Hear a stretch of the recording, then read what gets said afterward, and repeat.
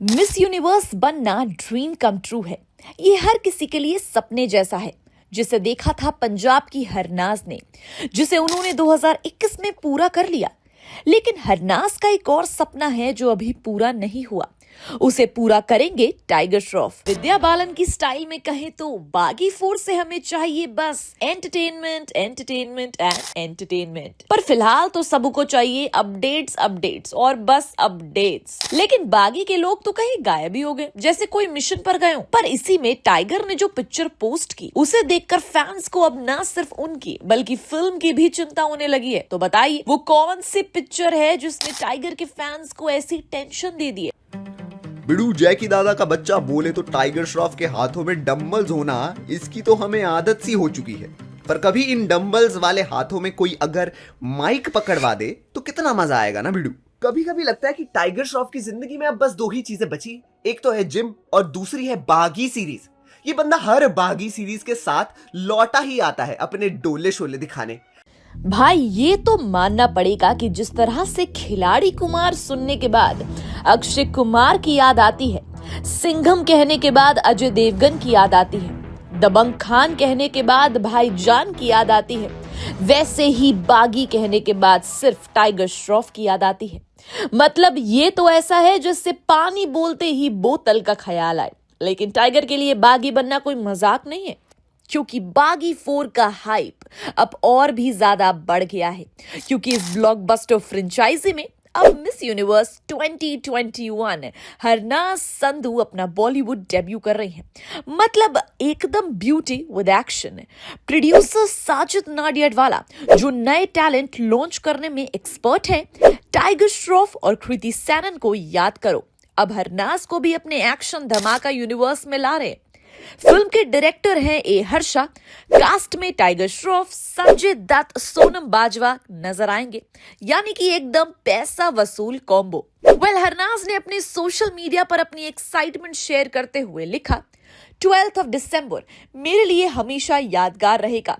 3 साल पहले मैं मिस यूनिवर्स बनी और उसी डेट पर अपने बॉलीवुड सपने की शुरुआत के लिए साइन किया। बागी 4 का हिस्सा बनना एक ड्रीम कम ट्रू है। मतलब हरनाज जी ने अपने क्राउन के साथ किक्स भी रेडी कर लिए बॉस। टाइगर श्रॉफ ने भी इंस्टाग्राम स्टोरी डालकर हरनाज का स्वागत किया। उन्होंने लिखा, welcome to the madness Harnaaz. मतलब टाइगर श्रॉफ को देखते हुए लगता है हरनाज ने भी 1-2 फ्लाइंग किक्स मारना तो सीख ही लिया होगा। और विलन की बात करें तो भाई साहब संजय दत्त एकदम खतरनाक स्वैग लेकर आ रहे हैं। उनका फर्स्ट लुक रिलीज हुआ है। गॉथिक स्टाइल थ्रोन पर बैठे, हाथ में ब्लडेड एंड लाइफलेस वुमन। उनका एक्सप्रेशन मतलब एकदम राहु केतु का इंपैक्ट। टैगलाइन है, एवरी आशिक इज अ विलन। मतलब संजू बाबा का कैरेक्टर एक्शन के साथ एक इमोशनल तड़का भी डालेगा।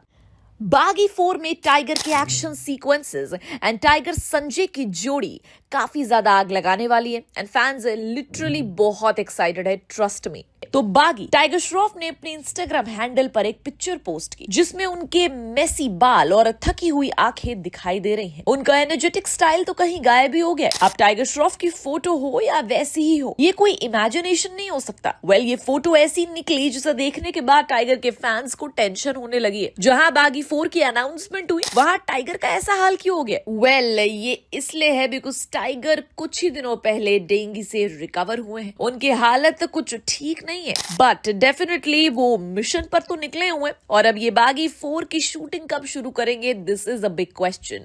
क्योंकि नया साल शुरू हो चुका है एंड फिल्म सितंबर में आने वाली है, ऐसे में शूटिंग का हाल चाल सब पूछेंगे। पर टाइगर की ये हालत देखकर ऐसा लग नहीं रहा कि अभी शूटिंग शुरू होने वाली है। और वैसे भी फिलहाल साजिद नाडियाडवाला जो बागी 4 के प्रोड्यूसर हैं, उनका सारा ध्यान बस सलमान की सिकंदर पर है। बागी 4 से पहले सिकंदर उनकी प्रायोरिटी लिस्ट में है। ऐसे में शूटिंग शुरू होना अभी तो पॉसिबल नहीं लग रहा। ऐसे में फैंस को यही लगना है जायज है, बिकॉज शूटिंग डिले हो जाएगी, फिल्म की टाइमिंग बढ़ जाएगी। पर दोस्तों इतनी टेंशन लेने की कोई जरूरत है नहीं। इनकी फिल्म है, हमें टेंशन लेने की जरूरत नहीं। हाँ, बस जल्दबाजी में कोई ऐसी खिचड़ी ना पका दे जो हम देख ही ना पाए। लेकिन रुकिए, ये फोटो देखने के बाद टाइगर की तारीफें भी हो रही है, बिकॉज 1-2 दिन पहले वॉर 2 के ऋतिक रोशन ने भी अपनी ऐसी एक पिक्चर शेयर की जिसमें वो अपनी मस्कुलर बॉडी दिखा रहे हैं, जिसके बाद अब उनका ये शिष्य अपनी बॉडी दिखा रहा है। फिटनेस के लिए इनका कमिटमेंट एंड डेडिकेशन है, ये फेमस कर रहा है। तो बागी 4 को लेकर चल रही चिंता में इन्होंने सबको ऐसी खुशी तो दे दी है। खैर, पर असली खुशी तो तब होगी जब फिल्म को लेकर कोई बढ़िया सी अपडेट मिलेगी, वरना याद भी नहीं रहेगा कि बागी 4 नाम की कोई फिल्म आने वाली है। सही कहा ना?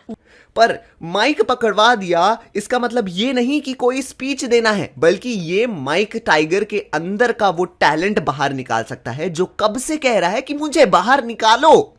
अब देखिए, टाइगर की फिल्म बागी 4 आ रही है, तो उसमें टाइगर के एक और टैलेंट से हम फिर से वाकिफ हो सकते हैं, अगर पॉसिबल हुआ तो। क्योंकि टाइगर में फिटनेस और डांसिंग के अलावा सिंगिंग का भी टैलेंट है भाई, और ये बहुत कम लोगों को पता होगा। पर आपको पता है, टाइगर बहुत बढ़िया गा सकते हैं। इसका डेमो तब देखने को मिला जब उन्होंने मान मेरी जान इस गाने का अलग वर्जन सबको सुनाया था, और इस गाने पर तो प्रियंका चोपड़ा के पतिदेव निक जोनस ने भी तालियां बजाई थी अमेरिका में बैठकर।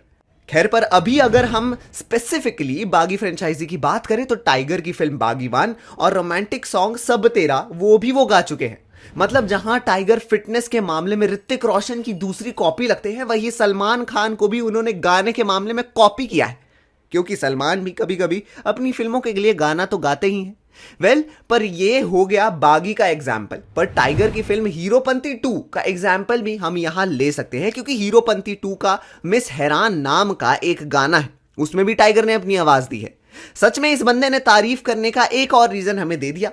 पर सोचो कि अगर बागी 4 में भी टाइगर की सुरीली आवाज सुनने को मिले तो कितना मजा आ जाएगा। क्योंकि टाइगर की फर्स्ट को एक्ट्रेस और उनकी सबसे अच्छी दोस्त कृति सेनन हो, कुछ बॉलीवुड सेलिब्रिटीज हो और उनके फैंस हो, सब उनका ये टैलेंट पसंद करते हैं। तो क्यों ना बागी 4 में टाइगर से गवाया जाए, क्योंकि अगर ऐसा कुछ किया जाएगा तो जाहिर है कि चर्चा तो होगी, फिर फैंस खुश हो जाएंगे, और जब फैंस खुश होते हैं तो चर्चा तो ज्यादा स्पीड पकड़ती है, और इस सब से फिल्म का हाइप बढ़ने में भी मदद मिलती है।